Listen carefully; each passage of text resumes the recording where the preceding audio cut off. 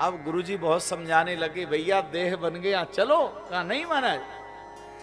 तो चेला ने कहा गुरुजी तुम जाओ, मैं तो यहीं रुकूंगा। अब गुरुजी ने खूब समझाया पर चेला नहीं माना। गुरुजी ने कहा भाई मैं तो जा रहा हूं, तू यहीं रुक जा। तो कहा गुरुजी कुछ पैसे देते जाओ। गुरुजी ने कुछ पैसे दिए और गुरुदेव चले गए। और जाते समय ये कह गए कि यदि कोई समस्या हो तो मुझे याद कर लेना। चेला ने कहा यहां क्या समस्या आने वाली है महाराज। अब तो वो चेला बड़ा दुबला पतला था बेचारा। अब रोज बाजार में जाए 2-4-5 रुपए में बहुत सारा सामान लेकर के देह बनाने लगा। अब 1 आध महीने का समय हो गया होगा। एक दिन क्या हुआ, राजा के राज्य में चोरी हो गई। राजा बड़ा मूर्ख था वहां का। सैनिक पहुंचे राजा के पास, महाराज चोरी हो गई। राजा ने कहा चोरी हो गई। सेवकों ने कहा क्या करें, चोर को कैसे पकड़ें। तो राजा ने कहा एक काम करो, चोर को पकड़ने का एक आसान तरीका मैं बता रहा हूं। तो राजा ने एक रस्सी का फंदा बना दिया और रस्सी के फंदा को दे के दिया। कहा कि जाओ जितने भी हमारी प्रजा है उस प्रजा के प्रत्येक व्यक्ति नर नारी के गले में उस रस्सी के फंदे को डाल करके देखो। जिसके गले में रस्सी का फंदा फिट बैठ जाए ना, समझ लेना कि वही चोर है। अब वो सैनिक गए और नगर के जितने नर नारी लोग थे सबके गले में डाल के देखें तो फिट नहीं बैठता है। राजा के पास में आए और कहा महाराज क्या बताएं, चोर पकड़ में नहीं आ रहा है।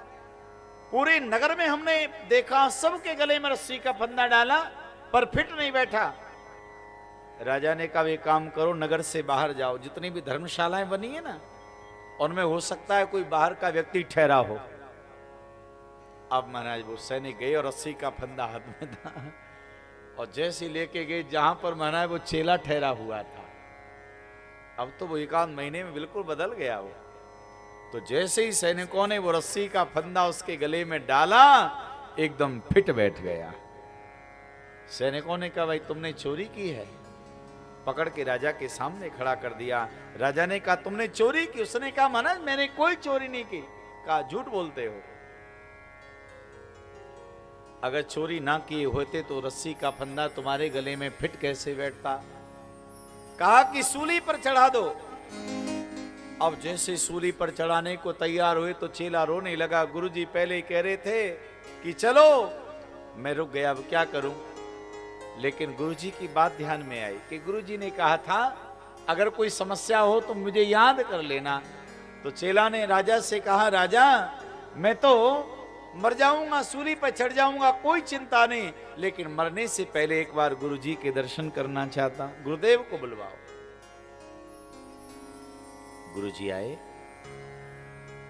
अब चेला वहीं से प्रणाम करे, गुरुजी प्रणाम। अब गुरुजी ने पहचाना नहीं, एकदम बदल गया ना। तो गुरुजी ने कहा भाई कौन हो तुम। कहा मैं आपका चेला हूं, भूल गए मुझे, वहीं धर्मशाला में छोड़ के गए थे।